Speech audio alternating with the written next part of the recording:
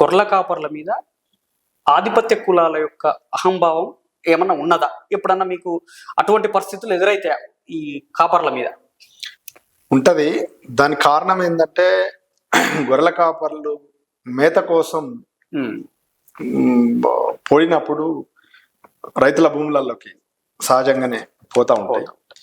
పోయినప్పుడు కొన్ని చోట్ల పెత్తందారులు, అగ్రవర్ణాలకు సంబంధించినటువంటి పెత్తందారులు మా చేలో పడ్డాయి, పడకున్నా పడ్డాయి అనే పేరుతోటి, పడకున్నా పడ్డాయి అనే పేరుతోటి దాడులు, దౌర్జన్యాలు, తిట్టడము, నానా బూతులు తిట్టడం, ఇట్లాంటివన్నీ సహజంగానే జరుగుతూ ఉంటాయి.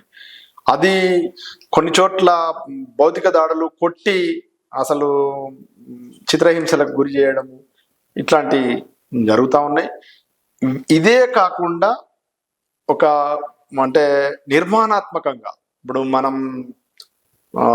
నిజామాబాద్ జిల్లాలో ఆర్మూర్ ప్రాంతంలో చూస్తే వీడీసీలు, విలేజ్ డెవలప్మెంట్ కమిటీల పేరుతోటి ప్రతి సంవత్సరం ఆ ఊర్లో గొర్రెలు మేపుకుంటే అక్కడ వీడీసీకి 2-3 లక్షల రూపాయలు డబ్బులు జమ చేయాలి, వీళ్ళు కట్టాలి, లేకుంటే మేపుకోవద్దు.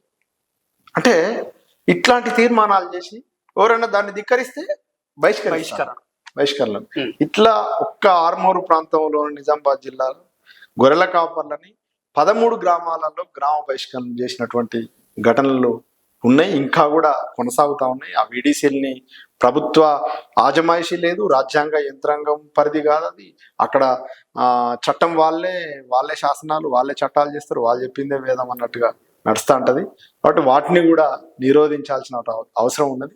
ఇక గ్రామీణ ప్రాంతాలలో, మిగతా ప్రాంతాలలో కూడా కొన్ని సందర్భాలలో పెత్తందారులు బోర్ దగ్గరికి మంచినీళ్ళకు పోయినా, లేదు ఆ పొలంలో పడ్డాయని చెప్పి ఇట్లాంటివి కూడా దౌర్జన్యాలు జరుగుతూ ఉన్నాయి.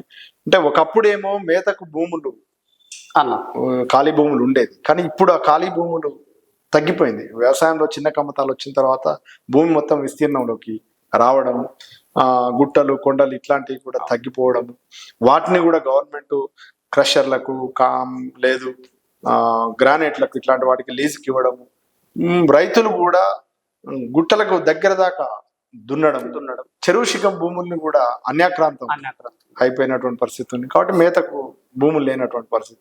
తప్పని పరిస్థితులు కొన్ని చోట్ల పోతా అంటే, కొన్ని చోట్ల అసలు లూటిపోయిన చేనులలో పడితే కూడా, లూటిపోయిన చెలకలో పోతే కూడా తిట్టడము, కొట్టడం ఇట్లాంటివి కూడా జరుగుతానే. వాస్తవంగా ఒక చేనులో గొర్రెలు తిరిగితే ఆ గొర్రెల ఎరువు పంటకి ఉపయోగపడుతుంది. ఒకప్పుడు రైతులు గొర్రెల కాపర్లకు ఎదురు డబ్బులు ఇచ్చి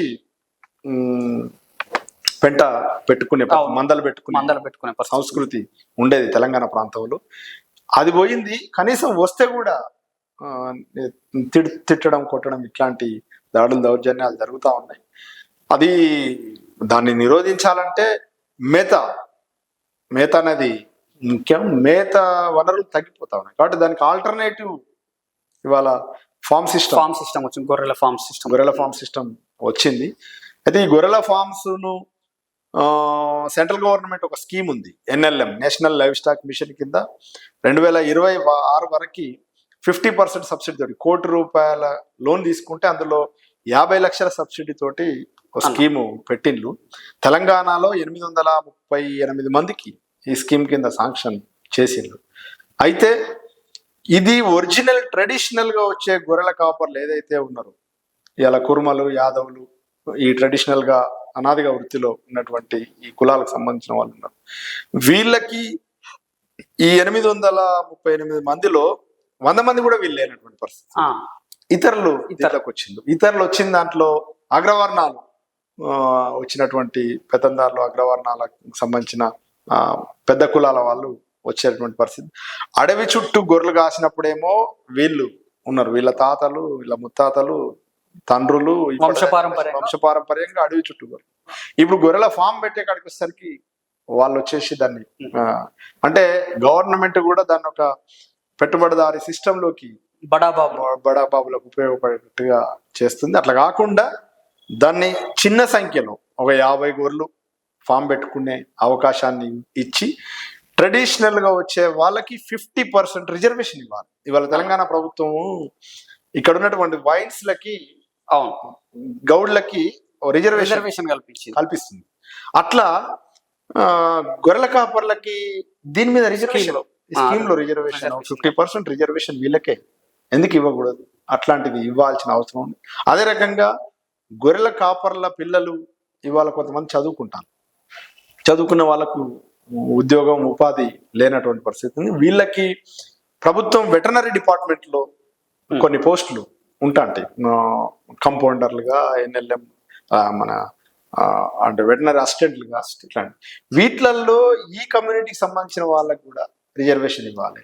అప్పుడు కొంత వృత్తిని ప్రోత్సహించడానికి, ఈ ట్రెడిషనల్ గా ఈ వృత్తి చేసినందుకు సమాజానికి ఒక మంచి ఆహారాన్ని అందించినందుకు వాళ్ళ పిల్లలకి ఉపయోగపడే విధంగా ఉంటది. ఆ రకంగా చేస్తే ఉపయోగకరంగా ఉంటుంది అనేది మేము ప్రభుత్వాన్ని సూచిస్తాం.